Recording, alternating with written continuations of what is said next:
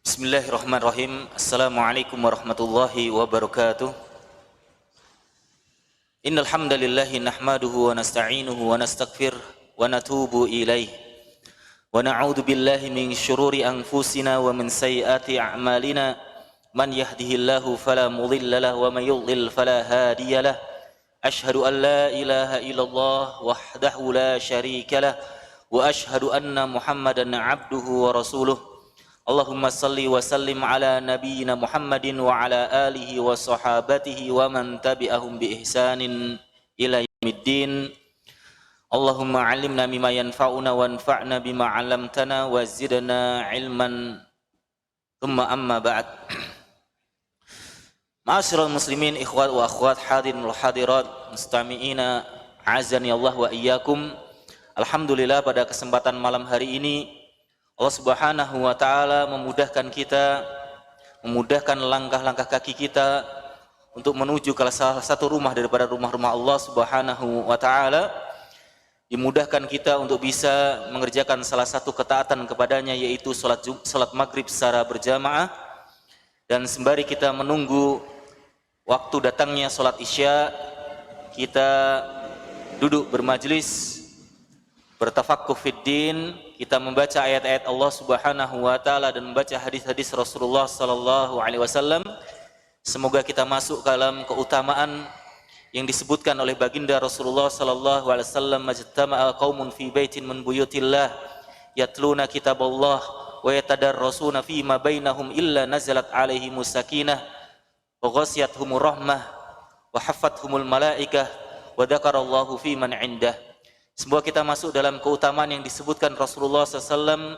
Tidaklah suatu kaum duduk-duduk di rumah Allah Subhanahu wa taala, mereka membaca ayat-ayat Allah Subhanahu wa taala dan saling mengajarkan satu dengan yang lainnya ayat-ayat Allah tersebut, membaca tafsirnya, membaca terjemahannya, membaca tafsirnya, membaca maknanya, kecuali akan turun kepada mereka as-sakinah, ketenangan, dan Allah Subhanahu wa taala meliputi mereka dengan rahmatnya, dan malaikat juga menaungi mereka, dan Allah Subhanahu wa taala akan menyebut mereka di kalangan penduduk langit biidznillah taala.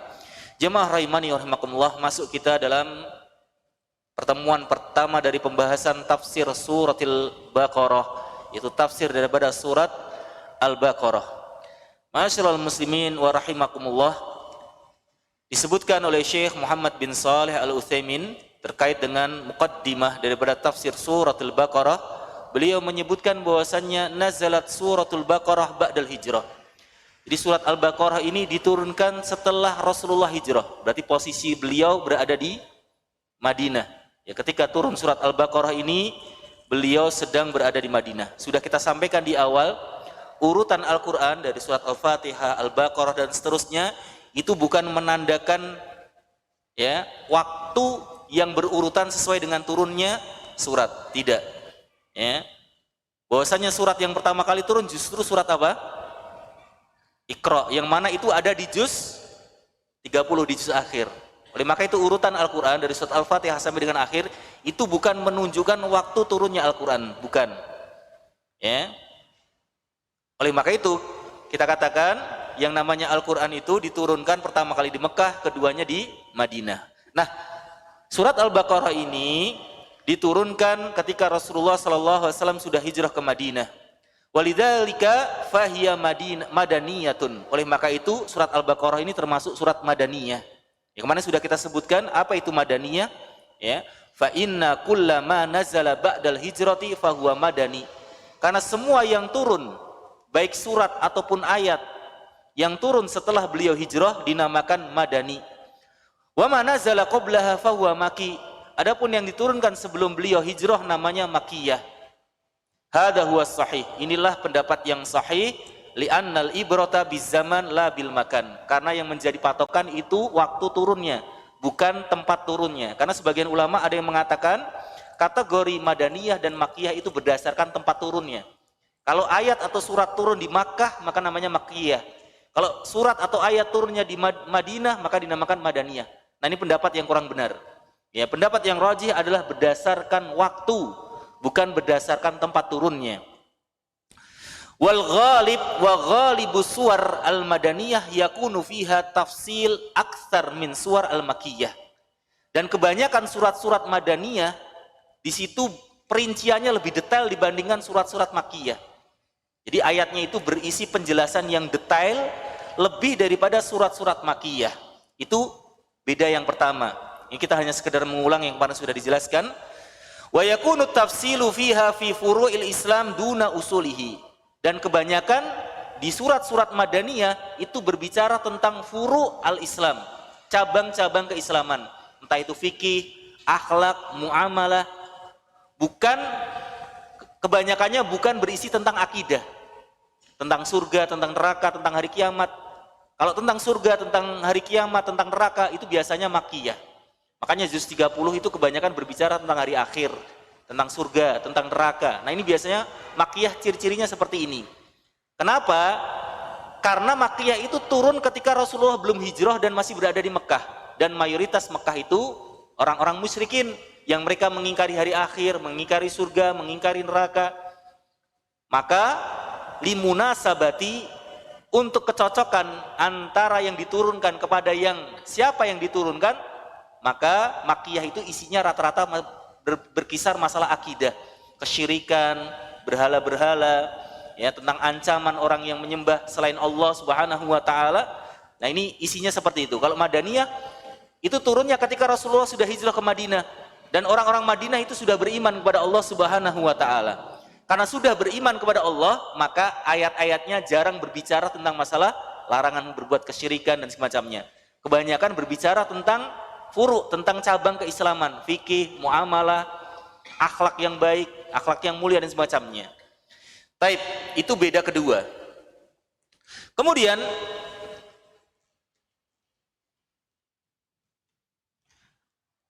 wa takunu ghaliban atwal ayatin min surah al-makkiyah. Kebanyakan ayat-ayat yang ada di surat Madaniyah itu suratnya panjang-panjang. Dan surat terpanjang surat Al-Baqarah, ya, di halaman sebelum terakhir, ya, 108 berapa Mas Ustaz? Surat Din itu surat ayat ke berapa? 108 berapa begitu ya? Itu surat terpanjang itu, ayat terpanjang, ayat terpanjang. Dari mulai awal halaman sampai akhir halaman. Itu kan Madaniyah. Nggak ada surat Makkiyah seperti itu. Surat Makkiyah itu biasanya fassal, pendek-pendek. Maka bisa kita lihat juz 28, juz 29, juz 30 itu rata-rata ayatnya pendek-pendek. Nah ini ciri-ciri surat Makkiyah seperti itu.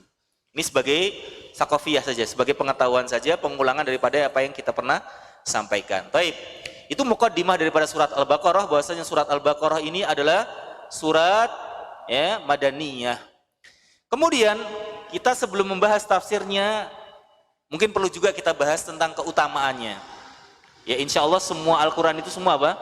Memiliki keutamaan. Semua ayat-ayat Al-Quran itu, surat-surat Al-Quran, semuanya mubarakah, diberkahi. Dan semuanya adalah syifa, warahmah, wahuda, petunjuk, rahmat, dan penyembuh bagi penyakit hati dan juga penyakit jasmani. Semuanya. Tetapi, sebagaimana Allah, ketika menciptakan sesuatu, Allah melebihkan antara makhluk yang satu dengan makhluk yang lainnya. Ketika Allah ciptakan manusia, maka ada makhluk yang paling mulia, ya, kemudian mulia, kemudian tidak mulia, kemudian yang makhluk yang hina dina. Jadi Allah itu menciptakan sesuatu bertingkat-tingkat. Maka begitu juga dengan kalamullah, perkataan Allah, yaitu Al-Quran. Al-Quran laisa bimakhluk. Al-Quran itu bukan makhluk. Oleh maka itu Al-Quran di dalamnya juga ada yang paling afdal dan ada yang mubarak biasa, yang diberkahi biasa. Artinya ada ayat-ayat dan surat-surat Allah Subhanahu wa taala yang memiliki keutamaan. Walaupun semua juga memiliki keutamaan, tapi ada keutamaan plus daripada beberapa ayat atau beberapa surat. Di antaranya surat Al-Baqarah ini. Jadi surat Al-Baqarah ini memiliki banyak keutamaan. Di antara yang menunjukkan hal tersebut adalah yang disabdakan oleh Rasulullah SAW tentang keutamaan surat Al-Baqarah, yaitu dapat membuat setan lari terbirit-birit dari rumah yang dibacakan di dalamnya surat Al-Baqarah. Kata Rasulullah SAW, ya, la taj'alu buyutakum maqabir. Jangan kalian jadikan rumah-rumah kalian maqabir. Maqabir jamak dari makbarah, yaitu kuburan. Jangan kalian jadikan rumah-rumah kalian kuburan. Ya, ini banyak maknanya ya. Jangan jadikan rumah-rumah kalian kuburan, itu bisa bermakna jangan kalian jadikan rumah kalian itu kuburan beneran. Artinya menguburkan seseorang di bawah rumah kita misalnya. Atau bisa diartikan jangan engkau jadikan rumah-rumah kalian kuburan, yaitu seperti kuburan yang sepi dari zikir Allah Subhanahu wa taala, sepi dari ibadah. Ya. Oleh karena itu sebagian ulama mengatakan hendaknya kita menjadikan sebagian amal ibadah kita di rumah.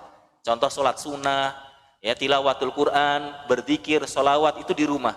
Agar rumah kita itu nggak seperti kuburan yang sepi dari ya nama-nama Allah, sepi dari zikir Allah Subhanahu wa taala, sepi dari ibadah kepada Allah Subhanahu wa taala. Kemudian Rasulullah sallallahu alaihi wasallam mengatakan, ya, inna syaitana yanfiru minal buyuti allati tukra'u fihi suratul Baqarah. Sesungguhnya setan lari terbirit-birit dari rumah yang dibacakan di dalamnya surat Al-Baqarah. Ya, dalam sebuah fatwa, ya, beberapa ulama ditanya apa hukumnya setiap malam kita baca surat Al-Baqarah. Ya, sebagian ulama mengatakan membolehkannya, sebagaimana Syekh bin Baz, ya, Syekh Utsman Khumais, beliau mengatakan boleh. Kalau maksudnya adalah untuk mengamalkan hadis ini, boleh. Tapi kalau menjadikan rutinan setiap malam tertentu baca surat Al-Baqarah, nah ini yang nggak boleh. Artinya saya setiap malam Jumat baca surat Al-Baqarah, nggak boleh. Tapi kalau setiap malam kita membaca surat Al-Baqarah dengan tujuan mengamalkan hadis ini, boleh. Artinya mengusir setan dari rumah kita, ini boleh. Ya. Jamaah rahimani wa rahimakumullah, ini keutamaan yang luar biasa daripada surat Al-Baqarah. Makanya kalau kita mau menghuni rumah baru ya kita mau ngontrak rumah baru misalnya, atau kita bangun rumah mau kita tempati, ya, jangan lupa kita membaca surat Al-Baqarah di dalamnya. Ya, jangan lupa kita membaca surat Al-Baqarah di dalamnya agar setan-setan yang berada di rumah tersebut dengan izin Allah Subhanahu wa taala mereka meninggalkan rumah yang akan kita diami. Wallahu a'lam bishawab. Kemudian keutamaan yang kedua. Keutamaan kedua ditunjukkan dalam hadis yang diriwayatkan Imam Muslim. Imam Muslim dari sahabat Nawas bin Sam'an radhiyallahu anhu wa arda. Beliau mengatakan sami'tu Rasulullah sallallahu alaihi wasallam yaqul, aku pernah mendengar Rasulullah sallallahu alaihi wasallam bersabda, yu'ta yaumal qiyamati bil Qur'an. Akan didatangkan kepada seseorang Al-Qur'an di hari kiamat. Jadi nanti kita akan didatangkan Al-Qur'an kepada kita. Tergantung Al-Qur'anu hujjatun laka au alaika. Tergantung Al-Qur'an nanti akan menjadi penolong kita atau akan menjadi penghujat kita. Kata Rasulullah SAW, Al-Qur'anu hujjatan laka au hujjatun alaika. Al-Qur'an itu akan menjadi penolongmu atau akan menjadi sesuatu yang menyelakakanmu. Nanti hari kiamat kita akan didatangkan kepada kita Al-Qur'an. Kemudian wa ahlihi alladina kanu ya'maluna bihi fid dunya takdumuhu suratul Baqarah wa Ali Imran. Dan orang yang menjadi ahli Quran, siapa sih ahli Quran? Kita sering mendengar kata-kata ahli Quran, ahlil Quran. Di sini dijelaskan ahli Quran adalah kanu ya'maluna bihi, adalah orang-orang yang mengamalkan Al-Quran. Jadi Al-Quran itu bukan hanya dibaca, bukan hanya dihafalkan, tapi Al-Quran itu dibaca, kalau bisa dihafalkan dan diamalkan. Mereka yang mengamalkan Al-Quran dinamakan dengan hamilul Quran, orang yang membawa Al-Quran, memikul Al-Quran. Mereka akan didatangkan Al-Quran itu kepada mereka sebagai bentuk pemuliaan kepada mereka dan sebagai pemberi syafaat bagi mereka. Dalam hadis yang lain disebutkan Al-Quran itu sebagai pemberi syafaat. Kemudian yang pertama kali surat akan diajukan kepada mereka, akan ditunjukkan kepada mereka suratul Baqarah wa Ali Imran. Jadi pertama kali surat yang akan ditunjukkan kepada mereka surat Al-Baqarah dan surat Ali Imran.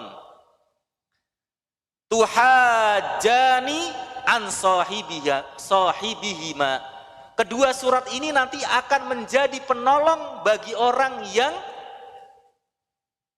sahibnya ini. Sahib itu berarti bisa dikatakan orang yang mengamalkannya. Jadi orang yang selama di dunia dia mengamalkan apa yang terkandung dalam surat Al-Baqarah dan juga surat Ali Imran, maka kedua surat ini akan menjadi penolong baginya di hari kiamat. Nah, ini makanya penting kita kalau baca Al-Quran juga baca terjemahannya. Ya. Syukur-syukur kalau kita tahu terjemahannya, kita beralih kepada tafsirnya. Kemudian kita amalkan. Karena surat-surat yang ada di dalam Al-Quran akan memberikan syafaat kepada kita, menjadi penolong bagi kita di hari kiamat. Taib. Ini seringkali memang harus menjadi catatan bagi beberapa orang. Ya, seringkali kita pahami yang namanya syafaat itu cuma syafaat Rasulullah. Makanya seringkali di dalam pidato-pidato, di dalam kata sambutan, ketika kita bersolawat kepada Rasulullah, kita mengatakan yang kita harapkan syafaatnya. Seolah-olah syafaat itu cuma dari Rasulullah SAW. Padahal syafaat itu banyak. Ya, orang yang mukmin beriman dengan keimanan yang benar itu juga bisa memberi syafaat kepada yang lainnya. Termasuk Al-Quran, banyak yang bisa memberikan syafaat, bukan hanya Rasulullah. Tapi seringkali masyarakat itu hanya ya terframing bahwasanya yang namanya syafaat itu cuma dari Rasulullah. Padahal syafaat itu dari Allah, milik Allah. Ya, syafaat itu milik Allah dan Allah mengizinkan kepada siapapun atau apapun untuk memberikan syafaat kepada yang lainnya. Baik, di antaranya adalah Al-Quran. Kemudian keutamaan yang lain, kata Rasulullah SAW dalam hadis yang diriwayatkan Imam Muslim juga, Iqra'u Zahrawaini, bacalah oleh kalian Zahrawaini, dua surat atau dua hal yang baik. Ya, Zahrawaini ini artinya dua hal yang baik. Khairaini, dua hal yang baik. Al-Baqarah wa Ali Imran, surat Al-Baqarah dan Ali Imran. Fa innahuma ya'tiyani yaumal qiyamah ka'annahuma ghamamatani au ghiyayatani. Nanti dia akan datang di hari kiamat, surat Al-Baqarah dan surat Ali Imran ini akan datang di hari kiamat menjadi awan atau menjadi naungan, ya, menjadi naungan atau menjadi awan bagi orang yang membacanya. Sebagaimana yang kita tahu bersama, ada hadis yang mengatakan sab'atun yudhilluhumullahu yauma la dhilla illa dhillih. Ada 7 golongan yang akan dinaungi oleh Allah di mana tidak ada naungan kecuali naungan Allah. Di mana pada hari itu semua orang dalam keadaan tidak menggunakan baju selembar pun, ya, tidak menggunakan apa-apa sama sekali, dalam keadaan bertelanjang kaki, dalam keadaan semua belum dikhitan, semuanya berada di bawah matahari yang jaraknya 1 mil. 1 mil itu berarti 1 kilometer lebih sekian. Ini belum 1 mil aja udah panasnya kayak gini. Bagaimana apabila matahari didekatkan kepada manusia sejarak 1 mil? Ya, walaupun 1 mil di sini para ulama berbeda pendapat, tapi jarak yang terjauh adalah 1 kilometer lebih sekian. Itu bagaimana panasnya bisa dibayangkan sendiri. Dan manusia semua pada waktu itu bermacam-macam sesuai dengan amalannya. Ada yang mereka bermandikan keringat sampai-sampai keringat itu menenggelamkannya. Dan yang hanya bisa menyelamatkan dari panasnya matahari pada waktu itu adalah Zillullah, yaitu naungan Allah. Dan salah satu naungan Allah itu adalah 2 surat ini, ya, surat Al-Baqarah dan surat Ali Imran. Yang tentu saja tidak hanya kita hafalkan, tidak hanya kita baca, tapi juga kita amalkan kandungannya. Kita tadaburi maknanya, kita amalkan kandungannya. Taib. Keutamaan yang keempat, riwayat Imam Muslim juga, Iqra'ul Baqarata au Iqra'ul Baqarata fa inna akhdaha barakatun wa tarkaha hasratun wala tastati'uha al-batalah sihrah. Bacalah oleh kalian surat Al-Baqarah. Ini keutamaan surat Al-Baqarah ini. Barang siapa yang membacanya, mengambilnya itu berarti ya membacanya, barang siapa yang mengambilnya, maksudnya membacanya, mengamalkannya, maka sesungguhnya itu adalah keberkahan. Jadi barang siapa yang membaca surat Al-Baqarah, itu keberkahan. Adapun meninggalkan surat Al-Baqarah adalah kerugian. Dan sihir tidak akan mempan kepada surat Al-Baqarah. Ini maksudnya dijelaskan para ulama, maksudnya para penyihir itu gak akan bisa menghafalkan surat Al-Baqarah. Ya, sihir-sihir tidak bisa menggunakan surat Al-Baqarah sebagai medianya, atau bisa diterjemahkan sihir-sihir para penyihir tidak bisa menghafalkan surat Al-Baqarah. Ini menunjukkan keutamaan surat Al-Baqarah yang di dalamnya juga banyak keutamaan-keutamaan dari ayat-ayat, misalnya ayat kursi, ya, kemudian 2 ayat terakhir dari surat Al-Baqarah. Ya, ini banyak kandungan-kandungan surat Al-Baqarah yang juga memiliki keutamaan tersendiri. Kemudian di antara faedah yang berikutnya, yang kelima, yang disampaikan oleh Abu Mas'ud Jadi ada Ibnu Mas'ud, ada Abu Mas'ud.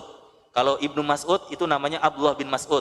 Beliau ini termasuk muhajir, penduduk Mekah, minas sabiqinal awwalin, termasuk orang yang pertama-tama kali masuk Islam.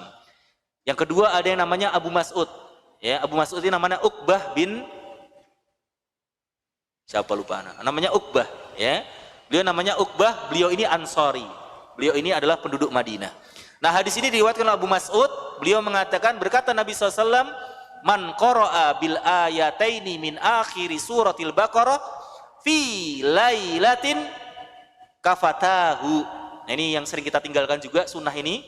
Ya, kalau kita sudah ngantuk biasanya langsung kelipuk ya. Padahal kalau kita mau tidur itu ada beberapa zikir yang harus kita baca. Di antaranya Bismika Allahumma amutu wa ahya. Dalam riwayat yang lain Bismika Allahumma amutu wa ahya wa amut dibolak-balik. Ada yang didahului dengan Allahumma Bismika Allahumma amut wa ahya. Ya, macam-macam versinya berdasarkan riwayat yang berbeda-beda. Di antaranya membaca surat Al-Ikhlas, Al-Falaq, An-Nas, kemudian ditiupkan di tangan, kemudian tangan itu diusapkan ke seluruh anggota tubuh, diulangi sebanyak 3 kali. Di antaranya adalah membaca ayat kursi, dan di antaranya adalah membaca 2 ayat terakhir dari surat Al-Baqarah. Barang siapa yang membaca 2 surat ini, maka surat ini mencukupinya.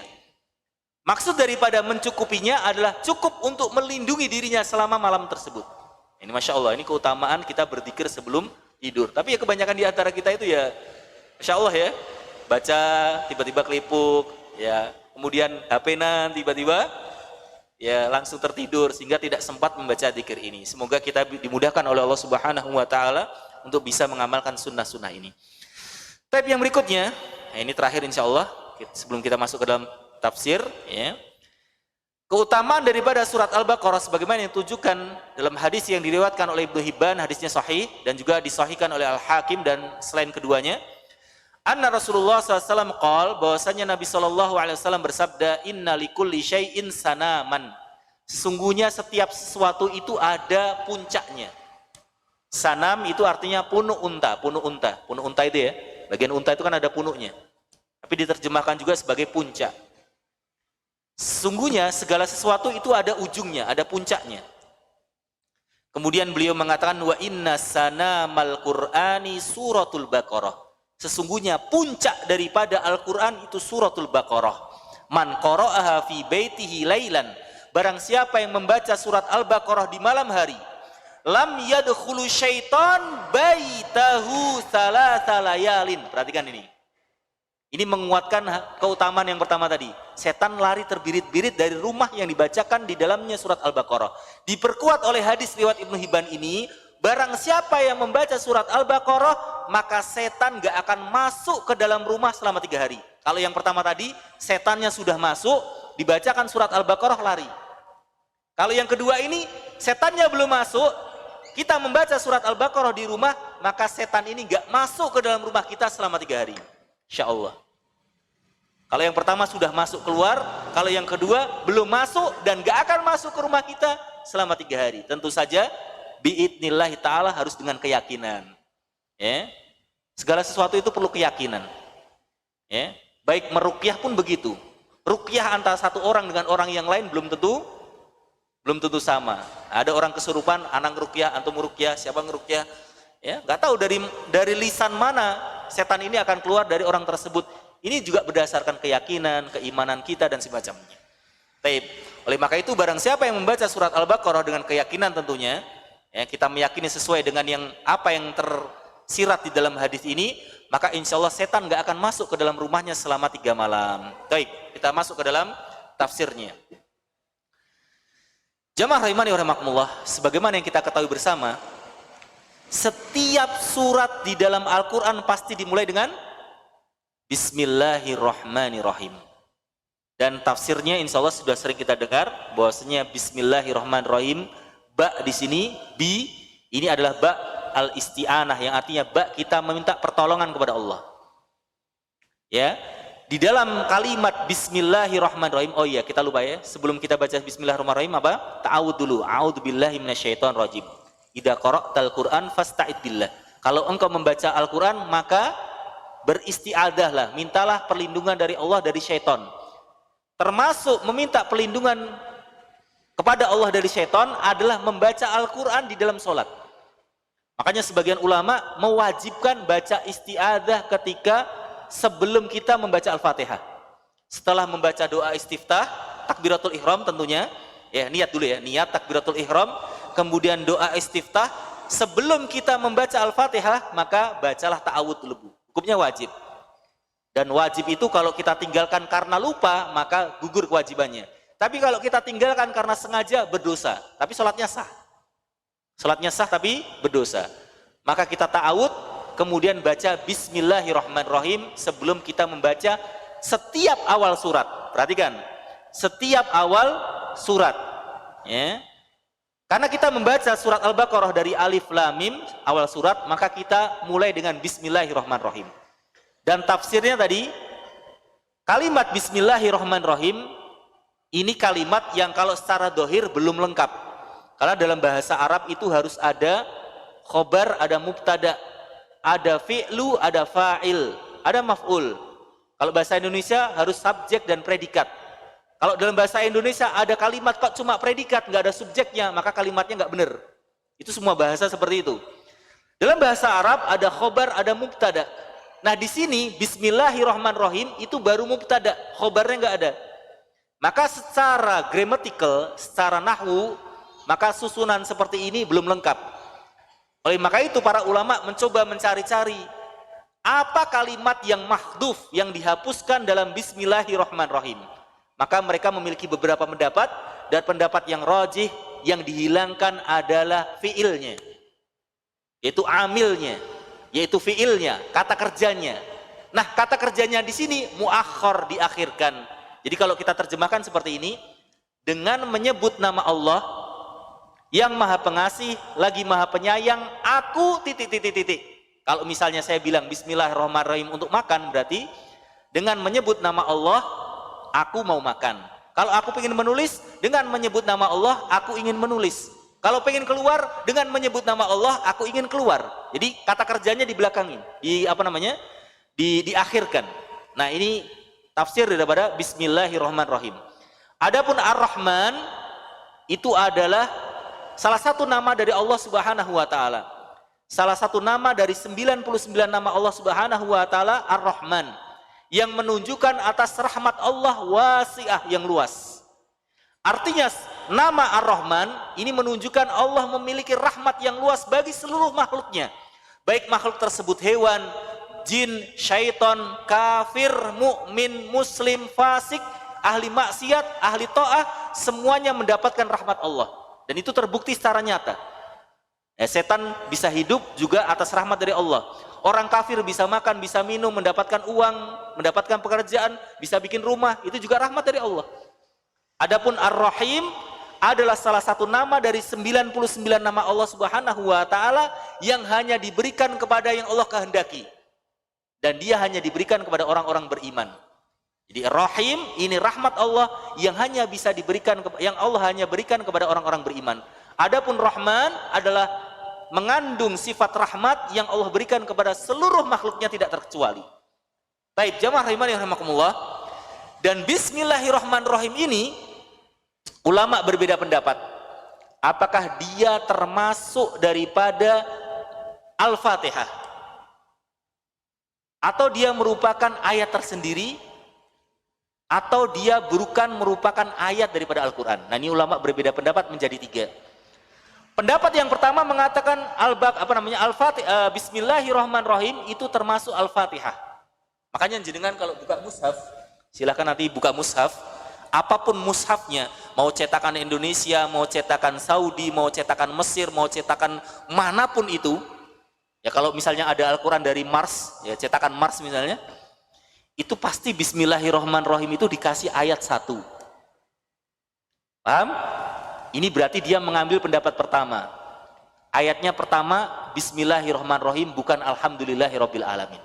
Tapi semua ulama sepakat Al-Fatihah itu jumlahnya hanya 7. Gak ada yang mengatakan Al-Fatihah jumlahnya 8, gak ada yang mengatakan 6.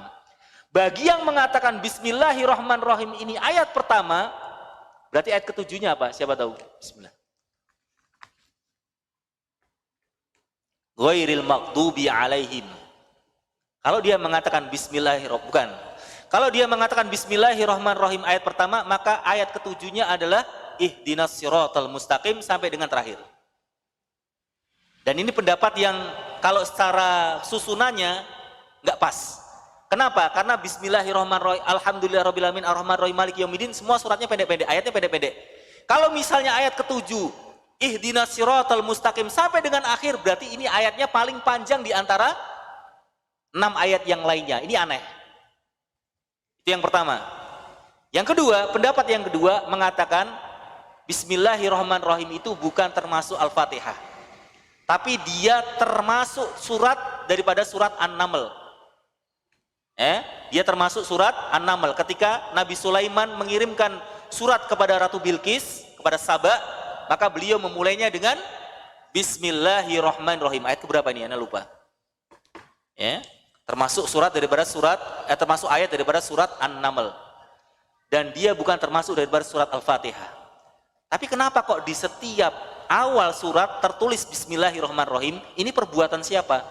Ternyata ini adalah ijtihadnya para sahabat. Para sahabatlah yang meletakkan bismillahirrahmanirrahim di setiap surat untuk lil fasl, untuk memisahkan antara surat. Jadi untuk menandakan ini surat ini surat ini surat ini, diberikan bismillahirrahmanirrahim. Dan ini ijma kesepakatan para ulama, tidak ada yang mengingkari, maka menjadi ijma sukuti atau ijma sahabah. Dan ijma itu adalah pendalilan yang sangat kuat, bahkan dia pendalilan yang lebih kuat daripada Al-Quran dan Sunnah. Jadi ini bukan perbuatan bid'ah, adanya bismillahirrahmanirrahim setiap surat. Ini adalah perbuatan para sahabat, ijtihadnya para sahabat, dan merupakan dalil. Jadi dia bukan bagian daripada Al-Fatihah. Apa dalilnya? Dalilnya adalah sebuah hadis yang riwayat Imam Muslim, yaitu hadis qudsi.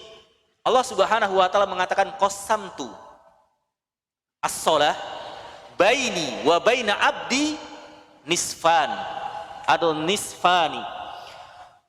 Aku membagi salat, maksudnya salat di sini Al-Fatihah. Aku membagi Al-Fatihah antara aku dengan hambaku menjadi dua. Menjadi setengah, itu menjadi dua.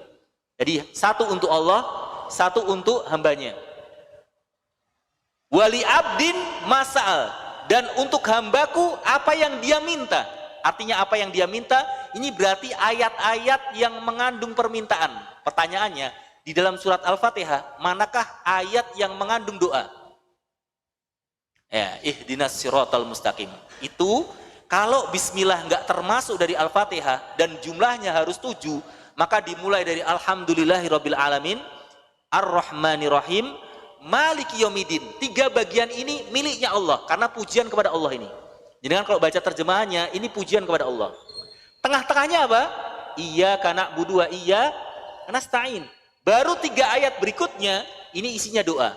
Ihdinas siratal mustaqim, siratal ladzina an'amta alaihim. Nah, ini dipisah antara ihdinas siratal mustaqim dengan ghairil maghdubi alaihim, ini dipisah. Nah, inilah menjadi 7. Ini pendapat yang rajih. Kenapa? Karena di sini Allah tidak menyebutkan bismillahirrahmanirrahim. Dan itulah yang diamalkan oleh Anas bin Malik. Beliau sholat sekian tahun bersama Rasulullah, bersama Abu Bakar, bersama Umar. Orang terbaik setelah Rasulullah Abu Bakar, orang terbaik kedua setelah Rasulullah dan Abu Bakar adalah Umar. Beliau ini kalau sholat tidak pernah membaca apa? Tidak pernah membaca bismillahirrahmanirrahim. Ini menunjukkan baik yang itu disirkan atau nggak dibaca sama sekali. Imam Malik tidak membaca bismillahirrahmanirrahim sama sekali, baik jahar maupun sir. Tapi Imam Ahmad membaca bismillahirrahmanirrahim disirkan. Baik yang tidak dibaca atau disirkan, ini seolah-olah membedakan antara bismillahirrahmanirrahim dengan ayat-ayat lainnya. Paham? Pembedaan bismillahirrahmanirrahim dengan ayat-ayat yang lainnya dalam surat Al-Fatihah ini menunjukkan ada sesuatu. Apa sesuatu tersebut? Bismillahirrahmanirrahim laisat min suratil Fatihah, bukan termasuk surat Al-Fatihah. Ini pendapat yang rajih, bahwasanya bismillahirrahmanirrahim bukan surat Al-Fatihah dan juga bukan merupakan satu ayat di dalam Al-Quran, tapi dia bagian dari satu ayat di dalam Al-Quran, yaitu surat An-Naml tadi. Tapi dia bukan ayat tersendiri. Makanya setiap surat itu bismillahirrahmanirrahimnya tidak dikasih angka, iya atau tidak? Tidak ada angka 1 itu tidak ada. Kecuali di surat Al-Fatihah saja. Itu pun dia ngambil pendapat yang pertama. Ya, itu pun dia ngambil pendapat yang pertama. Adapun yang benar bahwasannya Bismillahirrahmanirrahim itu bukan ayat pertama. Tapi yang ayat pertama adalah Alhamdulillahirabbil alamin. Itu tafsir singkat daripada, bukan singkat ya, panjang ya. Tafsir panjang daripada Bismillahirrahmanirrahim. Kita baca ayat pertama daripada surat Al-Baqarah. Bismillahirrahmanirrahim. Alif lam mim. Ya. Alif lam mim hurufun hijaiyatun. Alif lam mim adalah huruf hijaiyah. Kalau kita ngajarin anak kita alif, lam, mim. Jadi dia huruf hijaiyah. Salah satu ahruf, ada 3 huruf. Alif, lam, mimun, mim. Tuqra la ala hasbi alkitabah. Dibaca bukan berdasarkan tulisannya. Kalau berdasarkan tulisannya dibacanya bukan alif lam mim, tapi apa? Alam.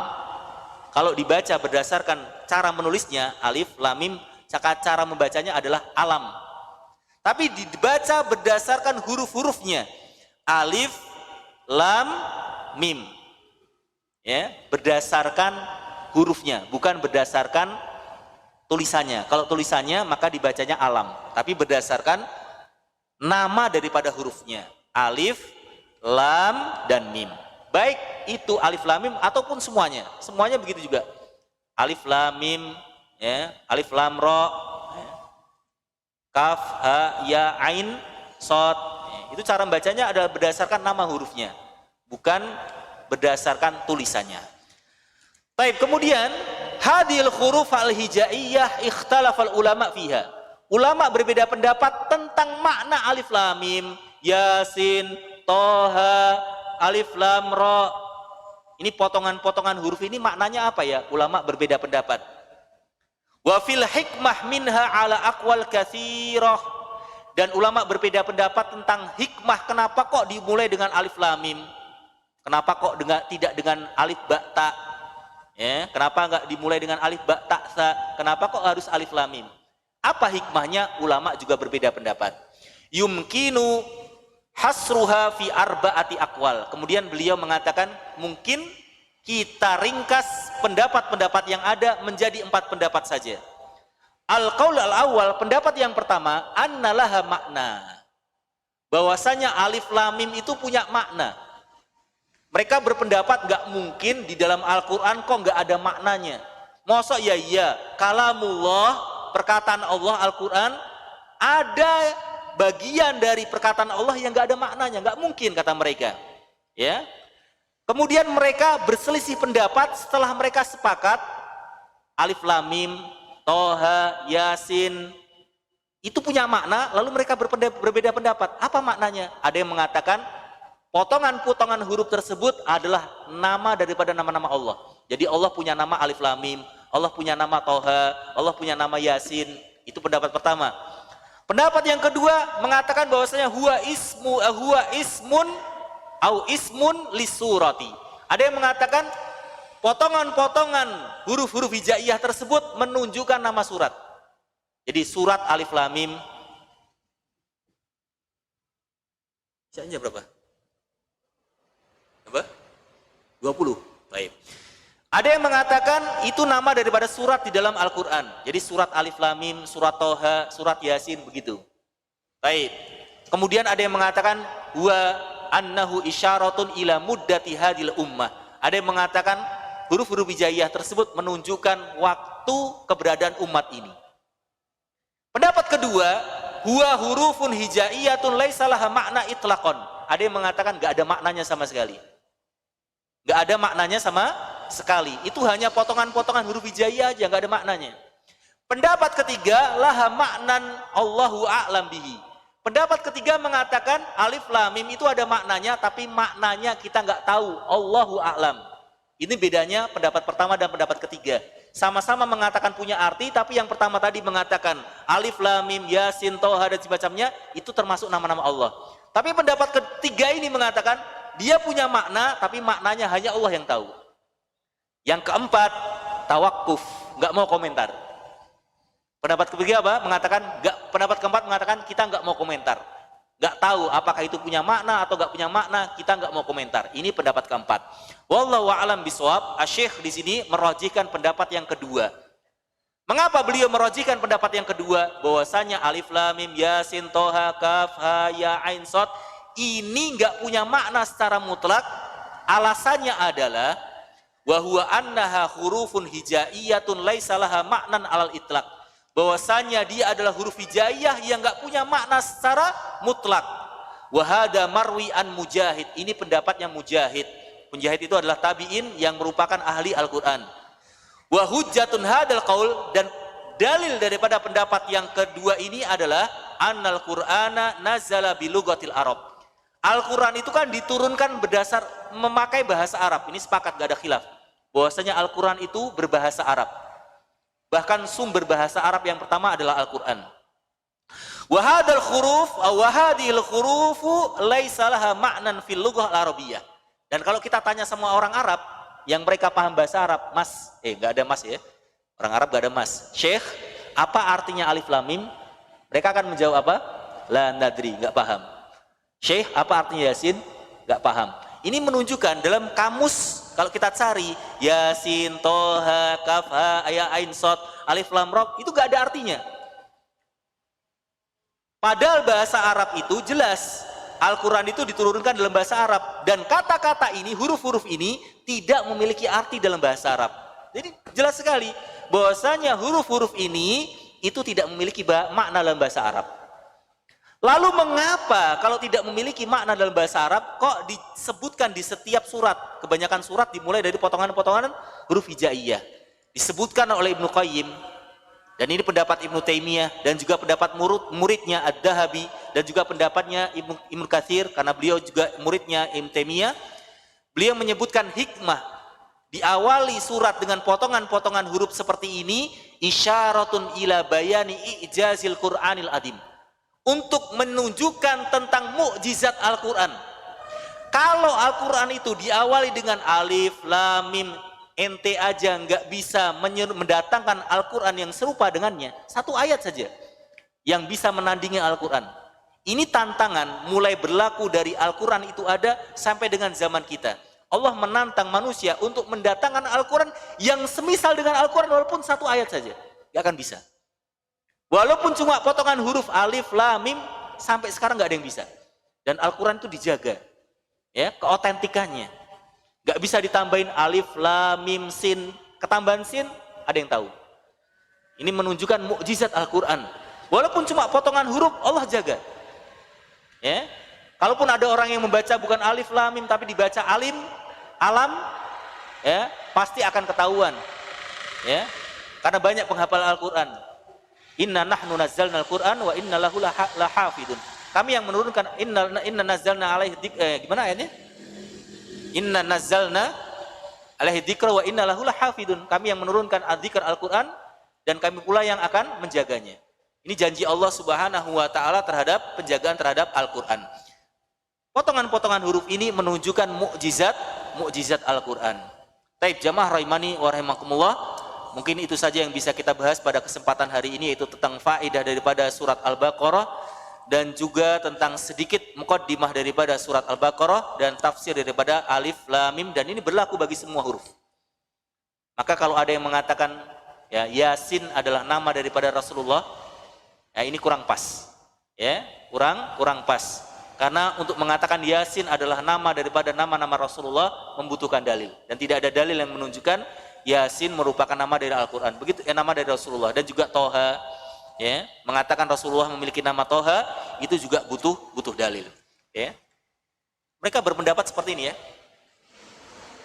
Mereka mengatakan Toha ma anzalna alaikal Qur'ana litashqa. Ya, Toha, sungguhnya kami menurunkan Al-Quran itu kepada engkau, seolah-olah Tohanya itu engkau. Toha, Toha, sesungguhnya kami menurunkan Al-Quran kepada engkau. Ya. Jadi mereka mengatakan engkau di sini adalah Toha, yaitu Rasulullah adalah Toha. Kenapa kok Toha ini nggak kembali kepada Al-Quran? Toha, yaitu Al-Quran yang kami turunkan kepada engkau, wahai Muhammad. Kenapa kok Tohanya ini kembali kepada yang diturunkan, bukan kepada Al-Qurannya? Nah, ini juga penafsiran yang kurang pas. Mengatakan Toha itu Rasulullah dengan menafsirkan yang diturunkan kepada engkau di sini adalah Toha. Tidak boleh seperti itu ya. Jadi untuk menafsirkan Toha, Alif Lam Mim, Yasin, Kaf, Ya, Ain, Shad dan semacam Alif Lam Ra itu membutuhkan dalil. Dan tidak ada dalil akan hal tersebut. Dan pendapat yang rajih itu semua nggak memiliki arti.